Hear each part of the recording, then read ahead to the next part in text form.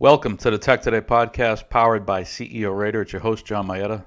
Check out our Amazon Kindle book entitled Stagflation is Imminent. You can find that in the Kindle store. And we put out a piece yesterday entitled Put Your Strategic M&A Team on Ice.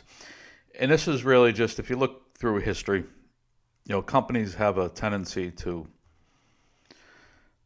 chase deals during time periods when the market is inflated. I'm talking, about public companies here.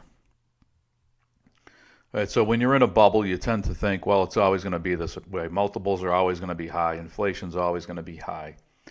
And I'm getting pressure by Wall Street to grow, and therefore, in addition to buying back stock and maybe paying a dividend, I'm going to continue to pursue M&A. And the point of my article was that when you're in an extreme valuation period like now, and let's focus on the tech sector. The last time we saw multiples where they are now was 1999-2000 during the dot-com bubble. So these are extreme periods, right? 2019 was also a period where Trump took tax rates down. They'd been down low for a couple of years, and the Fed took rates down then. In 2019 was a pretty lofty period, but the second half of 2020 and year-to-date 2021 is an extreme period like 1999-2000. So why chase? Unless your enterprise value is multiples higher than the competition, multiples higher than targets that you would pursue. If you're kind of on par valuation-wise with your target list, why chase?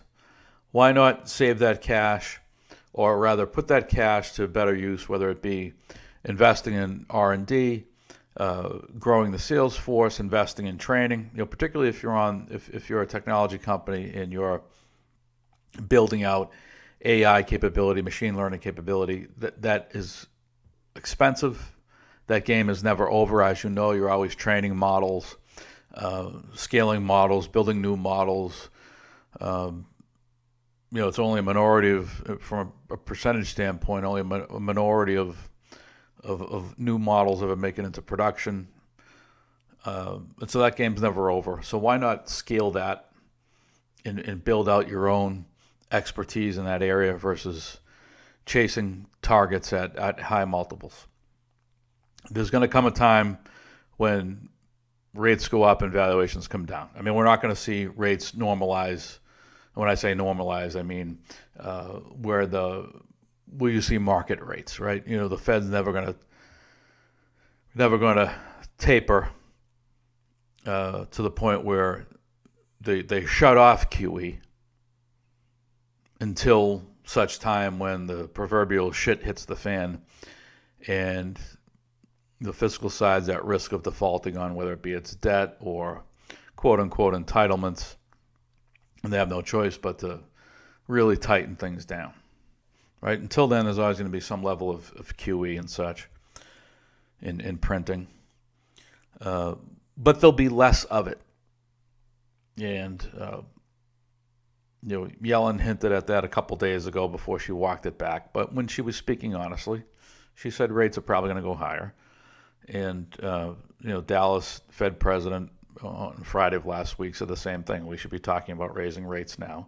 So rates will likely inch up in the intermediate term. Probably next year would be my guess. Taper first and then inching up of rates to follow. So valuations will come in. And don't forget, we've got corporate tax rates coming. They're going to go higher under Biden's plan. So we've got some headwinds here on valuation coming. So why not wait? Why not wait? Particularly if you're a market leader and you've got a really healthy balance sheet. And when valuations come in, you can pursue stuff at more favorable terms. So you can find that article at TEK2day entitled "Put Your Strategic M&A Team on Ice," and we have a number of other articles that we've published since I last came to you on the podcast, and you can find those at TEK2day. That's all for now. See you next time.